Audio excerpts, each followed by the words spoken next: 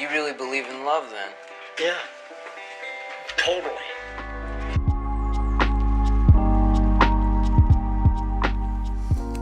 Hey there, welcome to this video.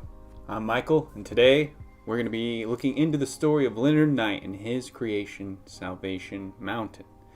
It's a colorful story, so let's get rolling.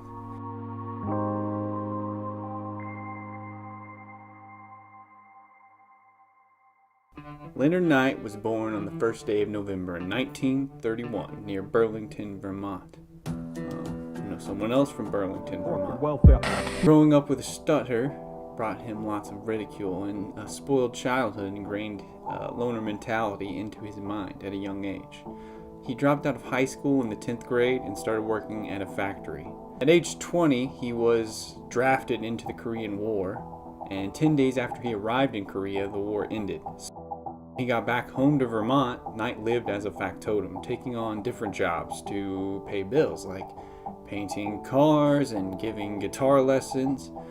Indoctrinated with the American dream, Knight believed in working his way to the top. Eventually, Leonard found a different kind of vocation, one that didn't revolve around making money. At age 35, he had a spiritual awakening which began a lifelong devotion to a singular message. After his father died, Leonard went to San Diego to his sister Irene's house. She was always talking about God despite Leonard's disinterest. One morning, according to legend, to escape her evangelizing, Leonard went out to his van for some alone time. I began to recite the sinner's prayer. Jesus, I'm a sinner. Please come into my body and into my heart. For 20 minutes, I was just saying it over and over again, and it completely changed my life for the good. Approaching life with new vigor and direction, Leonard headed back home to Vermont to spread the good word, but was met with the same disinterest he used to give his sister.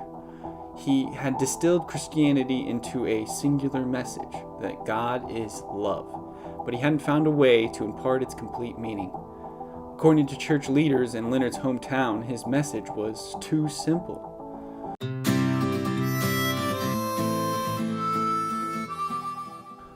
One day, a publicity stunt involving a hot air balloon sparked an idea in Leonard's head.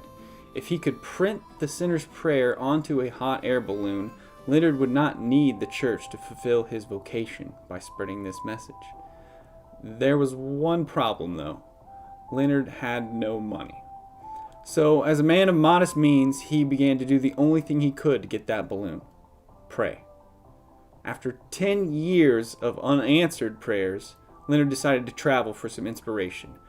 Breaking down in Nebraska turned a 5-day road trip out west into a 5-year stay, as Knight came to the realization that if God was going to give him a balloon, it would be through Leonard's own hands.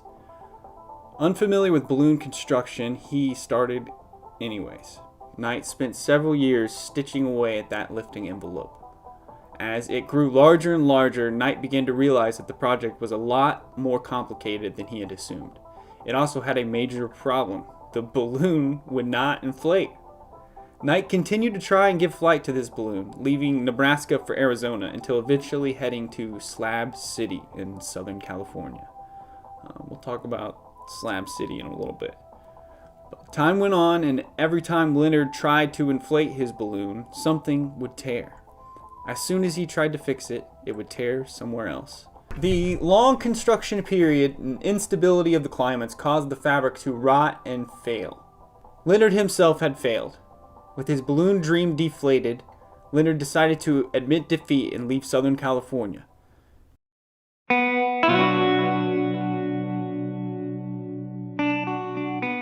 Determined to leave one final statement before heading out, he used cement to make a small monument in honor of his mission. That's when something unexpectedly remarkable happened. He never stopped building. In fact, Leonard found himself in that same spot nearly 5 years later, still building upon that original monument. It had grown large, beyond 50 feet tall. Leonard had been sourcing paint and concrete from places like the dump to construct it. Sleeping in his vehicle the whole time, he also survived without running water. Leonard's dedication to building the mountain meant he had little disposable income. So he did what anybody would do and began cutting the concrete with sand and junk items. Ultimately, this decision would cost him, as one day in 1988, the monument collapsed under its own weight. Undeterred from this, Leonard took it as a sign from God to work safer. So he did. Inspired by the environment, he began educating himself on the local culture and their methods of construction. Utilizing local adobe, clay, and straw, Leonard discovered a way to build sustainably. Recompleting the mountain bigger and more stable than ever before, Leonard decided to build a permanent place for himself to sleep, and added a hogan to the structure.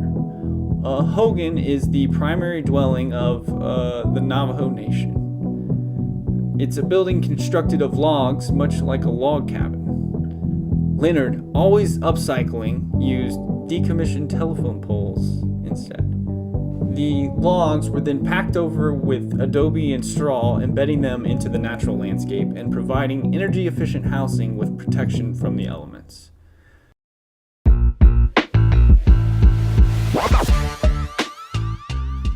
Now, if you visit Salvation Mountain, you're bound to be blown away by its incredible coloring. Leonard himself estimated that he put over 100,000 gallons of paint on it. It's really hard to believe that he got all that paint from the dump, and that's because he didn't. As word of the mountain spread, people from all over began bringing Leonard gallons of paint to use. One of the most remarkable aspects of the mountain is the community it created. Eventually, that community would be tested.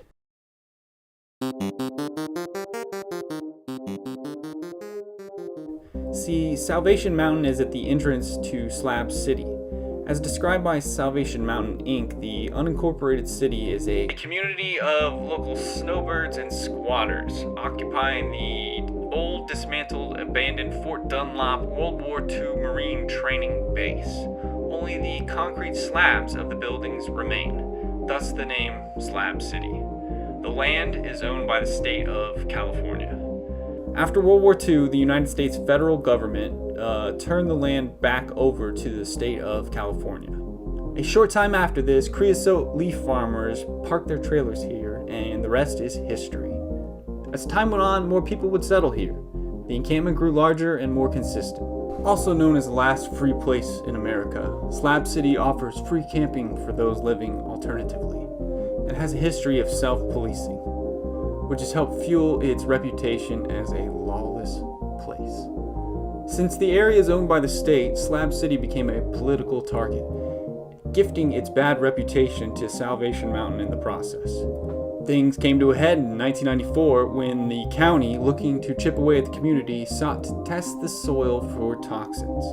Branding the mountain a toxic nightmare before the results even came back, Leonard found himself at the center of controversy. Leonard wasn't worried, however, because Leonard used non-toxic paints, of course. When the soil results came in reporting high amounts of lead, Leonard was befuddled to say the least. Something had influenced the tests. Nonetheless, the county quickly petitioned the state of California to remove everything and transport it to a toxic dump out of the state. It would seem like this would be the end of Salvation Mountain. That's when another remarkable thing happened. All those inspired by Leonard's creation banded together to petition for another test. With hundreds of handwritten names, the second test was approved, and soil samples were sent to an independent lab in San Diego. Results came back negative for all contaminants, including lead, which meant that the mountain could stay in place. Despite the illegal success, the reputation of Slab City continues to influence visitors to the site.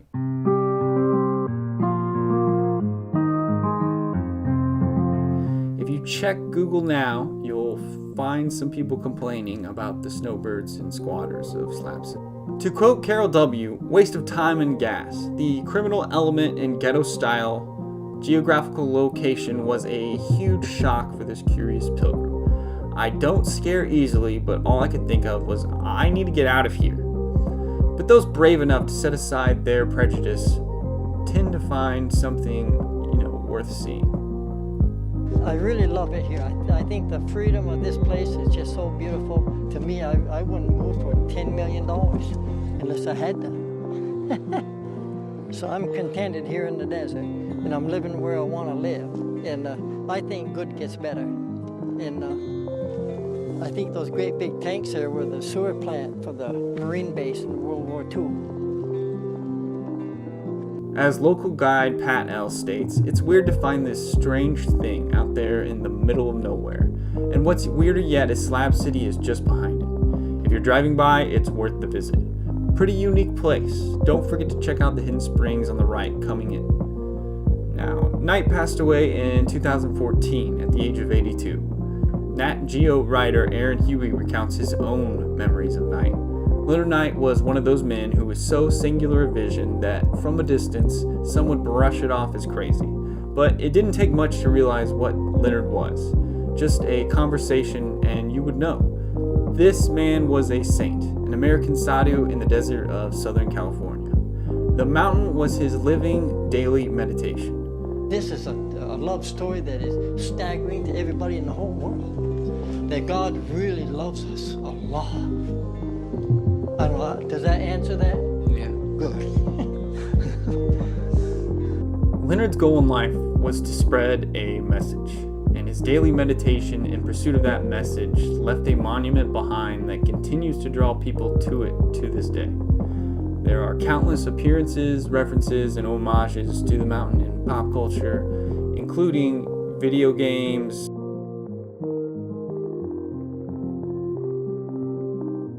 music,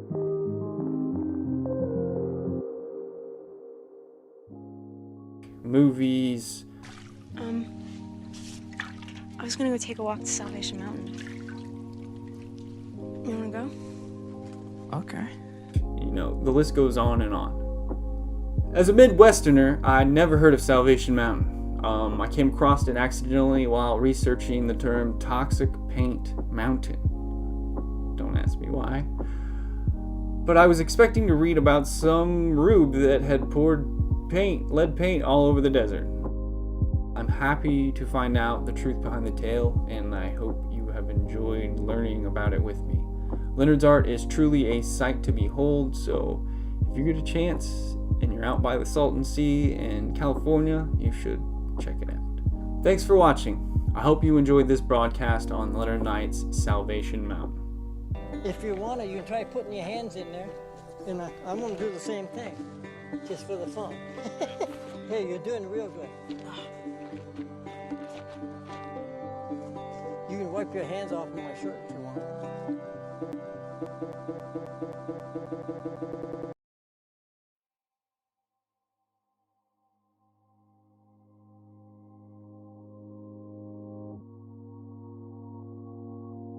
Blah, blah, blah, blah, blah, blah.